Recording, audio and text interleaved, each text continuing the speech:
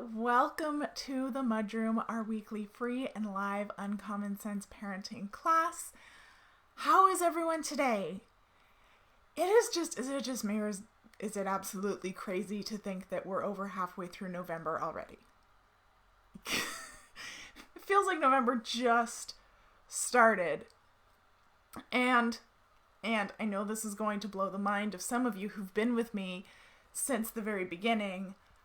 My oldest son, Logan, turned 7 this past weekend. 7! I am officially the mother of a school-age child. And I won't lie, scares the crap out of me because school-age children are not typically my forte. He is officially out of my formal wheelhouse. I'm an EC. I deal with kids 2 to 6 years old. That said, he didn't just turn into an alien overnight. He just, finally wore us down. And we broke down and bought Minecraft for him. So, everything's changed, but then everything stayed the same. I guess that just should be the motto of 2020. Nothing's changed, but nothing's the same. Okay. Before we get into today's topic, allow me to introduce myself for those of you who haven't been around since my oldest son was a tiny, colicky baby. I'm Allana Robinson, and I'm a parenting coach for parents of toddlers, preschoolers, and kindergarteners. I help you understand why your children are misbehaving and how to fix it without yelling, shaming, or timeouts. I'm your host here on the MudRoom. I'm also the host of the Parenting Posse Facebook group, and this is your official invitation to join us. I'm also the creator of the Parentability program, where I teach you how to raise well-behaved kids of your own. So if you're watching, say hi, let me know how your November is going, and don't forget to like and subscribe, because that helps all of the algorithm techie stuff that I don't totally understand. It helps it find more people who need my help. So, consider it your act of public service for today. All right. As we approach the last MudRoom episode of 2020, because again, for those of you who are new around here, I don't broadcast in December. I try to take December just to focus on my clients, focus on my family. So, we got this week and one more week, and then that's it. So I wanted to pull something that we talk about rather a lot in Parentability and pull it out for your consideration. 2020 has thrown all of us for a serious loop, to put it mildly. But I'm kind of lucky because I have a bit of a unique perspective on how it's thrown families in particular for a loop, because I have such a window into your lives via the Parenting Posse and through Parentability. And something that I've noticed every single family has been affected by is that their team has been completely devastated, often irreparably so, and every single family is struggling right now to put that team back together. What do I mean by your team was devastated? Well, every family has a team. Some families' teams are bigger than others. This concept of a team really comes from my experience working in early intervention. But it really does apply to every single family, whether your child has special needs or whether they're mind-numbingly typical. And in Parentability, we're often talking about who is on any given family's team and whether it's time to expand or contract their team. Who is on your team? Well, as parents, you're the captains of the team. Mom and dad, mom and mom, dad and dad, mom by herself, mom and grandma, dad by himself, dad and grandpa, dad and grandma. Whatever your situation is, you've got team captains. You are the heads of the team, and you get to decide who is on your team and who needs to leave. Many families do have grandparents on their team, but what positions they play on the team are going to vary widely based on their abilities, right? You might have very young, active, involved grandparents who are able and willing to provide you childcare, for example. Or you may have older grandparents who aren't really all that helpful logistically. Neither is bad, they're just playing different positions on your team. You might have a childcare provider, a nanny, a babysitter. They're someone on your team. Their position is to look after the kids and ensure their safety and education, while the captains are off dealing with other stuff. If your child has a diagnosis, they likely have doctors on their team who play the position of monitoring their health, ordering tests, prescribing medication, or therapists or coaches, right? Your child's hockey coach plays a role on your family team. Your team are the people that you rely on to shoulder some of the burden of raising your kids, either physically or by advising you. Unfortunately, 2020 has kind of ruined a lot of teams. And we as the captains, we're really feeling the pinch. We either lost access to the people that we relied on, or they're just no longer available to play a position on our team. So for instance, I lost access to my children's teachers in their school. Their teachers played a very large role of both childcare and advising me, letting me know where my kids were academically, what needed work, what didn't, what was going on with their behavior outside the home, right? Losing that was a huge blow. To have several A players on our team just vanish like overnight. And it's taken me since March to really find a way to replace those A players. Some of them I've replaced with new teachers, tutors. Some of them I've replaced with computer programs. But I feel safe in saying that where I just used to need one team player, I now need 2 to 3 to do the same job. I've had to expand my team in order to get the same stuff done.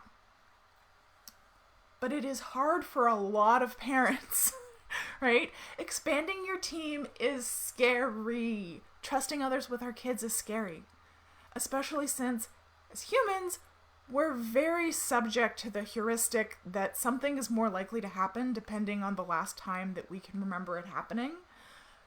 So we're all very worried about our team members vanishing again because we can remember it happening in fairly recent memory, which makes us feel that much more hesitant to bring someone into our team. Introducing a team member is a lot of work. It's the same reason why, and I know I've experienced it, and I'm sure any of us who worked kind of low-rung jobs in high school as teenagers, like often places like McDonald's or grocery stores where there's a lot of turnover and a lot of low-paying jobs, employers will sometimes really drag their feet replacing staff, right? Because it takes a lot of energy to hire and train someone only to have them quit. So they have to start piling on more responsibility to the people who are already there. But that doesn't work so well in a family context because the person who takes on more responsibility is you. It always falls on you. And this is something that, as I said, comes up just constantly in parentability. Part of my job as a parenting coach is to help you determine when it's time to expand your team, when you need to pull in a new player, and who. What kind of team player do you need to support you through this? And it's almost always met with a lot of resistance from the captains, from the parents, because it is scary. And often it feels like by expanding our team, you're admitting weakness. Like you're indirectly saying, I need help. And in Western culture, it's seen as a sign of weakness to admit that you need help. It's why I get emails pretty much every week from total strangers taunting me about admitting publicly that I deal with anxiety, right? Because we've been taught, and it very quickly gets reinforced, that people will prey on our weaknesses. And obviously the last place that we want to be seen as weak is where it comes to our children. So actively seeking out new team members just doesn't sound too appealing, does it? It's labor intensive. It makes you feel weak. And there's a possibility that you'll do all of this work only for that person to leave your team, either voluntarily or because they're not getting the results that you were hoping that they would, or because just circumstance dictates it. The flip side, though, is that if you have a strong team who you can delegate to, you're going to have more brain space. You're going to have more time. Things will get done faster, even if you still actually have to be the one who executes, even if you are still the one who has to do the thing, because you're not going to be wasting time throwing spaghetti at the wall and hoping it sticks anymore, because someone on your team can advise you what to do to get the best results the fastest. I was on a coaching call with a PA client recently, and she shared that she'd taken her daughter to four occupational therapists already, and none of them had helped at all. But after our chat, I was able to guide her on what to look for in an OT that would fit their family and help them on this specific issue she wanted to work on, what questions to ask before bringing on a new team member. And literally the next day, she found a new one following my suggestions, and she called me crying because she was so relieved, like happy tears. She'd already met with the new therapist, and the new therapist had given her so many ideas, and she could see how they would directly fit into the work that we'd been doing. To quote her with her permission, I was afraid this was going to be another thing on my plate, but instead it wiped off like 10 different concerns, and we haven't even really started yet. So it's not just about having a plethora of team members, it's about having the right team members. Team members should be brought on to enhance what's already working for you. Which is why I know that I'm biased, so grain of salt, but I really think a parenting coach is the first team member that a family should bring on, whether that's me or somebody else. It is really, really hard to bring on the right team members when you don't have a framework or a structure. For some families, they might already have a structure of some kind, from therapy or religion or, general philosophy of life. But if you're like most families, you're still looking for your structure, or your structure got absolutely decimated by COVID because it relied heavily on physical, logistical support. So now you're feeling lost when it comes to rebuilding your team because, I don't know about you, but hands-on support isn't really available to you in the same way anymore. And what happens to so many families is that they start building a team, and then each team member starts pulling you in different directions. So you end up feeling more burnt out because you can only give any one direction a little bit of energy. And then you stop feeling like the captain and more like a lackey. Whereas a parenting coach gives you the structure, and if you need to expand your team beyond the coach, they help you find team members that will keep you going in the same direction that you're already making progress with, so that you get further with less effort. So, for this reason, I've decided to do something that I haven't done in over a year and run a live class next week on November 25th at 8:30 p.m. Eastern and on November 27th at 11 a.m. Eastern. Same class, different time. In this class, I'm going to give you my entire framework, the whole thing, the exact same structure that my parentability clients use. We're going to cover the 3 common mistakes that literally every single parent I have ever worked with in my 15-year career makes. And these mistakes are actually causing your kids to misbehave more. They're adding stress to your life. We're going to look at how to know when your child is highly likely to misbehave and how to know it before it happens. This is game changing. Okay? Being able to anticipate behavior means you're no longer running around behind your kids trying to clean up their messes. You're able to stay a step ahead and guide them. And then I'm going to go through my entire 3-piece framework with you so that whether you decide to join us in Parentability or not, you have a structure that you can start organizing your team around going forward. Now that said, Parentability will be open for registration at that time. So if you want more support going forward, more support implementing the framework and getting your foundation really solid after a very destabilizing year, you'll have the opportunity to do so then. And you can register for the free live class at Prnt.link/register. Okay? So I sincerely hope that I'll see you there. I think reorganizing our parenting teams and structuring them so that they have support for our goals and are sustainable is really going to be a huge part of our healing as families from the unrest and discombobulation of 2020. We're all so tired of feeling blindsided. We're just exhausted by solving the same problems over and over and over and over and over again. We're so frustrated by feeling like we're perpetually failing, even though we're doing the best that we can.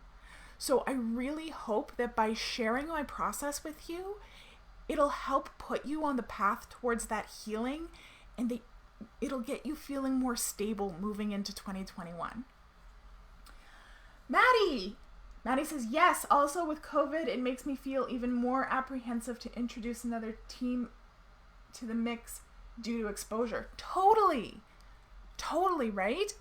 You don't want to be bringing in more physical people to your bubble because it just makes the bubble bigger and makes your risk for exposure bigger. So bringing on virtual team members can be a really, really good solution to that. And that's the great thing about Parentability and the structure that I'm going to be talking about in this free class is that even though you might have to be the one who actually implements the structure, you're going to use way less of your energy implementing it because you're not going to be going off in all these different directions. You're going to have one thing to focus on and one path to follow, and you're just going to keep following it until you get where you're going. Right? And I'm going to show you where you're going to start and where you're going to end up. Where you're going to end up is well-behaved kids without yelling, shaming, or using timeouts. Okay? Awesome. I will see you there. Next week is going to be our last MudRoom of 2020. Okay? And then that evening will be our free class. So I will see you there. Have a great week, everybody. Bye.